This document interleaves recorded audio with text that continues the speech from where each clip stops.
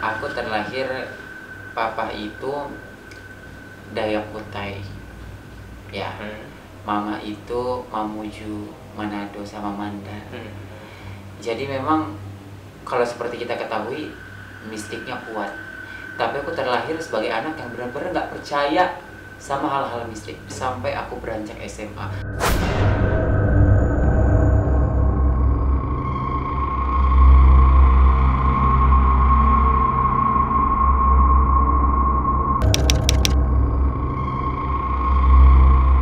Mulai dari ngeliat bagaimana cara nyantet, orang mati tersantet. Semenjak aku 2 kali mati suri.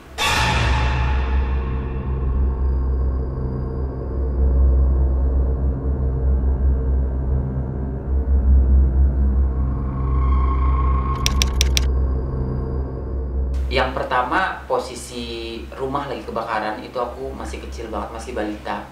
Nah, di posisi itu rumah udah rata sama tanah deh. Rumah udah rata sama tanah dan posisi baju ini udah kebakar, udah jadi abu. Tapi satu pun nggak ada yang kesentuh.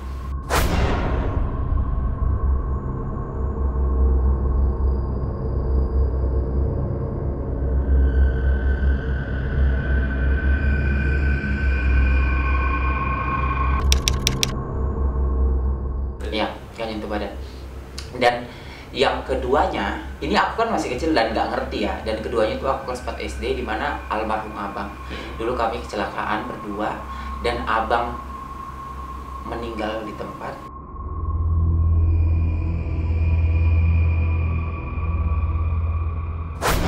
Aku pun sama, meninggal di tempat. Sakaratul maut lah jatuhnya. Belum yang nafas belum hilang, masih ada. Dan alhamdulillahnya bisa ditolong sama nenek berkat salah satu minyak yang populer di kampung.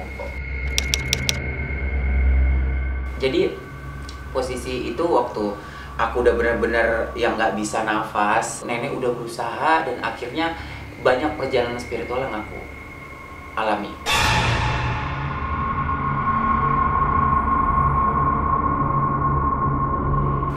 Aku ngelihat banyak bayangan hitam, aku ngelihat satu ruang kosong di mana pintu itu sangat amat jauh dan aku bakal susah untuk ngejangkau. Dan di depan pintu itu yang memotivasi aku cuman almarhum tante sama kakekku.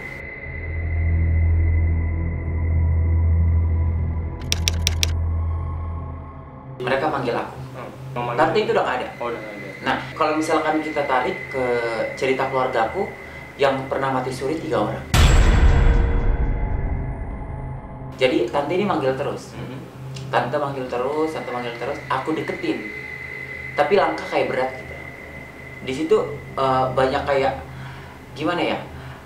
Rasa sakit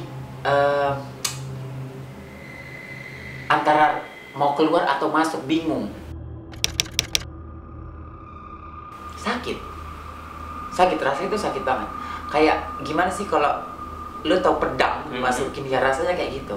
Kalau misalkan kita ungkapin ya, tapi aku masih nggak percaya sama hal spiritual itu sampai aku SMA.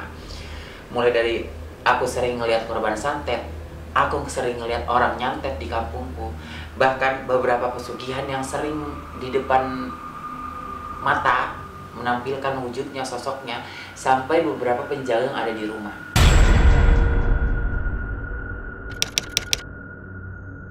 Tinggi, besar, dia duduk, pagar rumah itu 4 meter.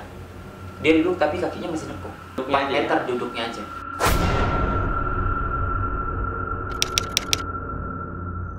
Gua ngeliat tapi gua ngerasa mereka itu teman gue.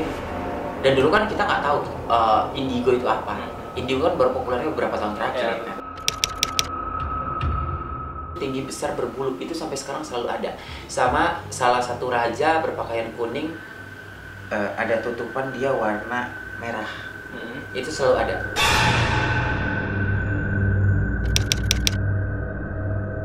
Aku nggak curiga, dan bahkan saking terbiasanya main sama mereka, aku tuh agak susah berbicara dulu.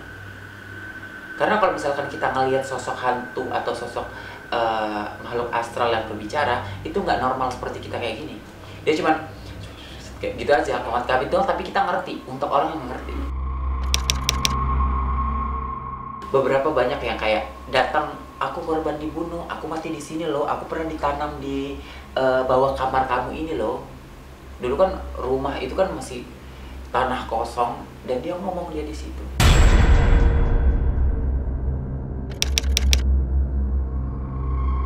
Pernah ada salah satu tetanggaku, dia ini statusnya udah, kalau aku waktu usia itu cuma bisa ngomong kayak gini, itu orang udah mati nenek, aku ngomong kayak gitu. Tapi nenekku bilang, udah diam, dibawa pulang. Tapi benar, orang itu udah mati. Karena rohnya ngomong sama aku. Tolong aku minta tolong sampaikan, aku minta maaf sama ibuku. Aku pernah tendang ibuku, aku pernah. Dan posisi rohnya dia itu enggak yang kayak kita lihat kalau misalkan kita lihat di TV atau gambaran visualnya dia putih, hancur, berarti dia hancur. Lebam, berdarah, sakit, merintih, nangis, sakit-sakitnya, menjerit sejerit-jeritnya. Pernah. Dan akhirnya dia hidup kembali.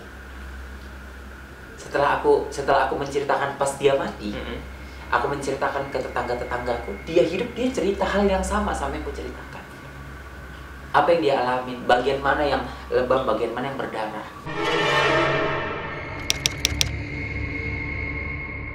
Disiksa.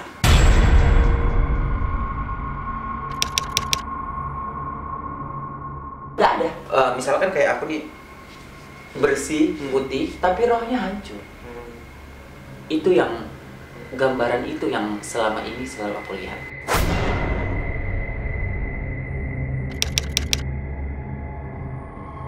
Sampai sekarang. Bahkan di saat aku sendiri pun, ya mereka di belakang nemenin aku.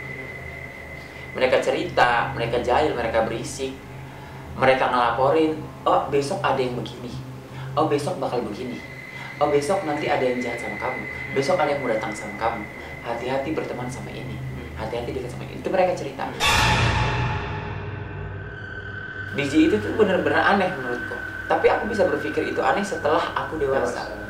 Jadi waktu itu mau dibeli sama salah satu pembeli senilai 350 juta. Tapi kakek nggak mau. Kakek maunya 400 juta plus ritual pemindahan. Dan akhirnya tetap kekeh. 1 minggu kemudian biji itu kembali. Karena nggak ada ritual tadi. Pemindahan itu. Dan dia balik. Dan itu aku baru mengerti setelah aku dewasa.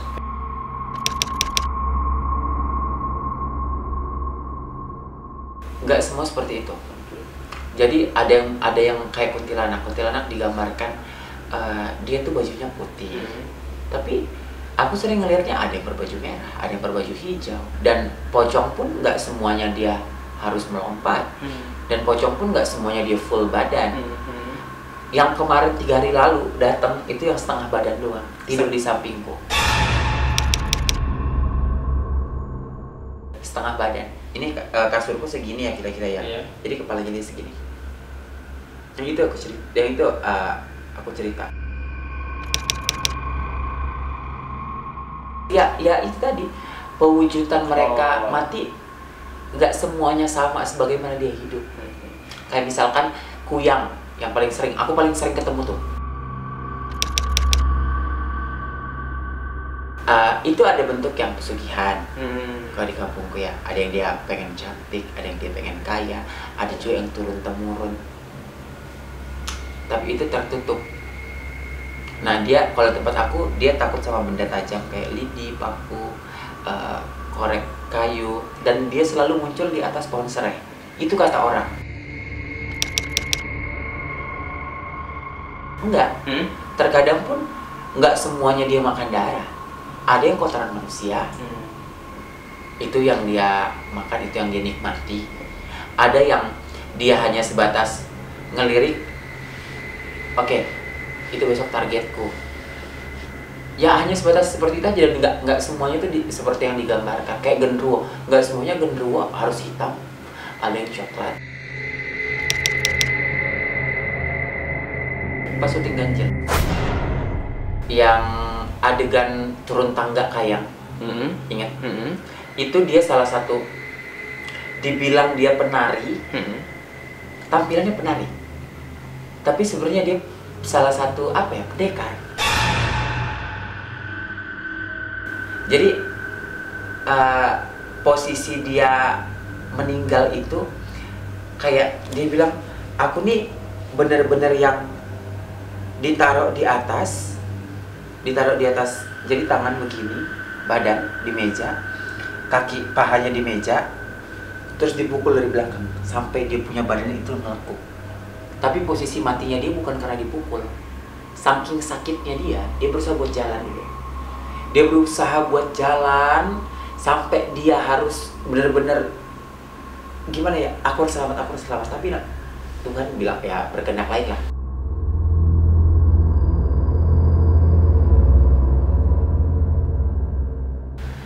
Dan akhirnya dia mau menampilkan sosok yang seperti itu. Terus ada juga yang korban mati bunuh diri. Korban mati bunuh diri posisi itu di salah satu universitas. Ini yang ada di belakang, yang ini. Jadi waktu itu aku penelusuran, dia datang, gambarannya yang digambarkan masyarakat, dia ini bajunya merah. Padahal baju dia itu putih, cuman berbercak darah. Dan yang digambaran masyarakat, dia ini matinya bersama janinnya. Maksudnya anaknya mati di dalam perut gitu loh. Tapi ternyata posisi dia mati tuh anaknya sudah lahir.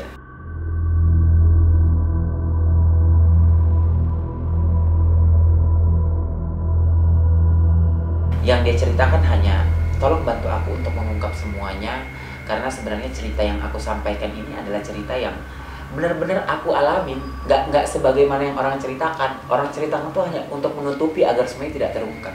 Jadi biasanya yang menceritakan itu adalah sosok orang-orang yang ada dalam masalah itu yang diceritakan.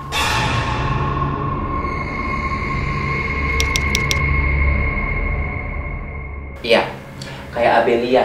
Abelia adalah salah satu anak yang ada di salah satu rumah yang diambil dari potongan-potongan kapal.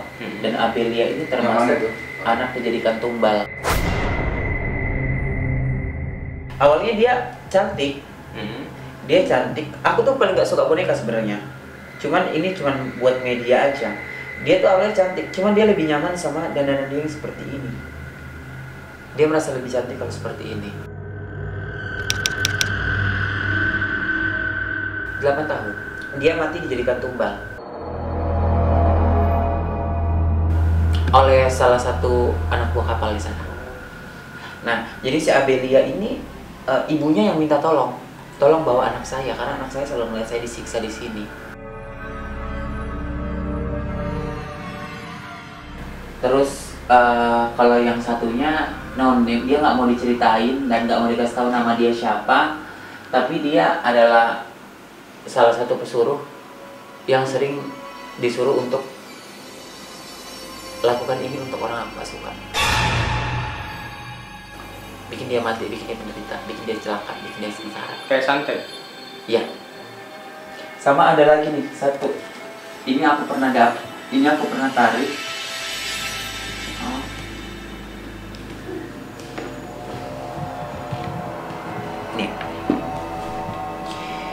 Ini boneka santet yang ditanam di dalam rumah. Ya. Namanya Wagiman.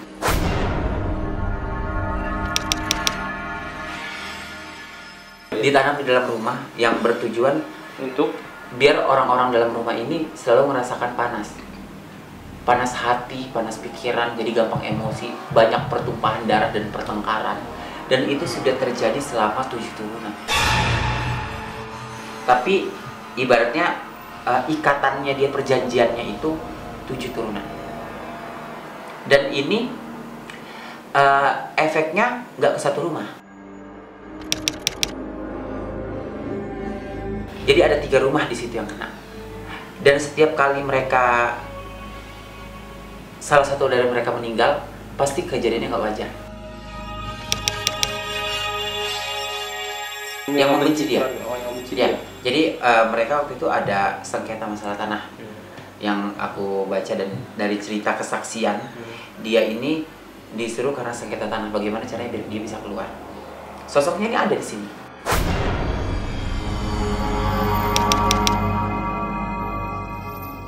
sosoknya dia tinggi, tapi dia punya kaki cuma satu. Jadi kalau misalkan gimana ya, pernah lihat Putri Duyung nggak sih? Kaki nyatu. Oh. Nyatu. Ya. Nyatu, jadi benar-benar jarinya 10 seperti ini, nyatu.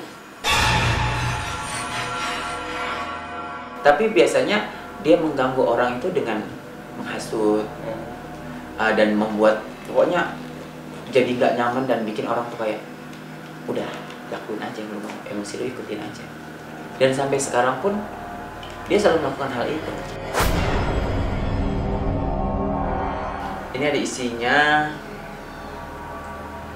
Apa itu? Ini ada rambut. Ini rambut asli. Ini rambut asli yang dia ambil dari salah satu kuburan. Ini ada paku. Sama silet. Ya. Sama aku sebenarnya punya paku satu lagi. Itu ada tulisan ukiran namanya. Dan di ujung paku itu ada darah, bercak darah yang udah aku coba buat bersihin tapi nggak bisa hilang. Apalagi posisi misalkan kayak mereka ini kan, makanya aku selalu ngajarin mereka di saat mereka minta sesuatu aku nggak ngasih kalau mereka nggak kerja. Misalkan kayak kita lagi pengen penelusuran nih, aku bawa yang mana, dia harus bisa bantu untuk menceritakan dulu baru aku bisa kasih mereka makan. Karena itu tadi hal-hal sosok-sosok yang kayak aku bilang tadi, yang dia marah, setiap kali kita nggak turutin dia pasti ya sama kayak manusia lah.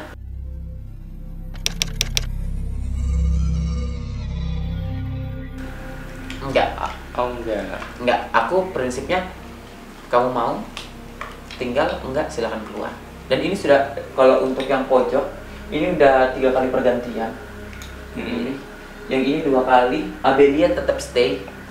Yang ini 2 kali pergantian juga.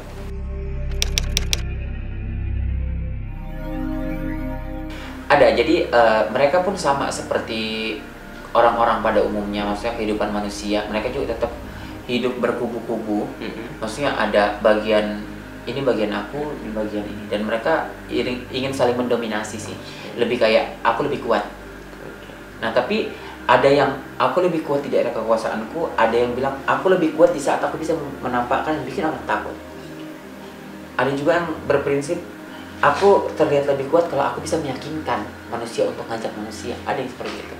Jadi kalau nanya mereka punya daerah atau energi tersendiri, ada. Dan mereka yang paling kuat pasti bisa membaca energi seseorang di saat kita mau datang ke tempat itu.